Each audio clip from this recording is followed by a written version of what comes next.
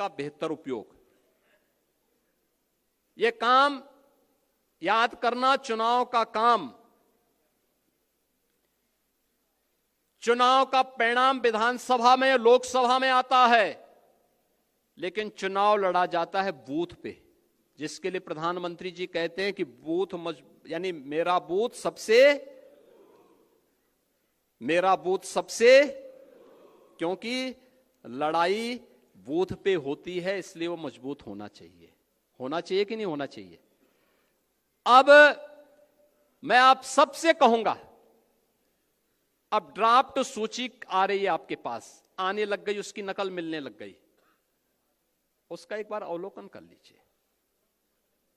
और ये बूथ पर वो कोई भी पदाधिकारी, राष्ट्रीय पदाधिकारी हो, प्रदेश का हो, क्षेत्र का हो, जिले का हो, मंडल का हो, शक्ति केंद्र का हो, ये सभी लोग अपने बूथ की मतदाता सूची को एक साथ मिलकर के अवलोकन करें। एक बूथ पे बहुत होंगे, 250 से लेकर 250 तक घर होंगे। आसानी से वहां का कार्यकर्ता ये देख सकता है कि कौन छूटा है, कौन फर्जी है, कौन मृतक है, कौन शिफ्टेड है और कौन यहां से जा चुका है। ये सब कुछ जानकारी ले सकते हैं। 4 कॉलम आपको मिलेंगे इसमें, एक अनलैपिंग का, एक मृतक का, एक अनुपस्थित यानी एब्सेंट का और एक शिफ्टेड का। कौन कौन शिफ्ट हो चुका है, इसकी भी सूची होगी। उन नामों को अवलोकन कर लीजिए।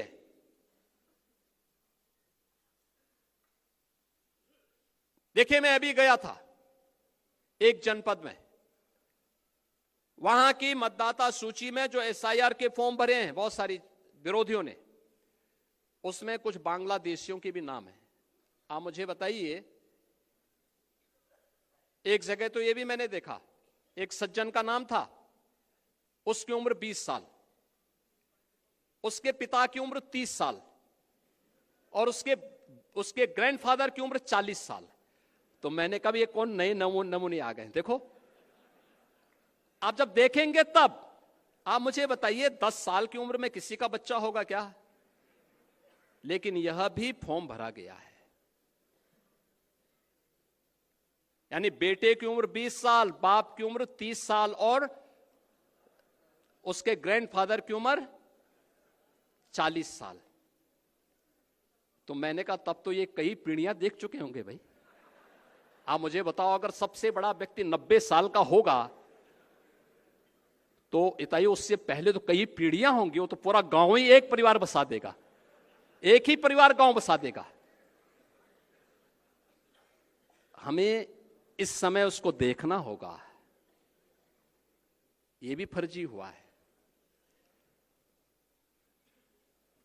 नाम कहां से? पश्चिमी, यानी उसमें दिनेजाकपुर,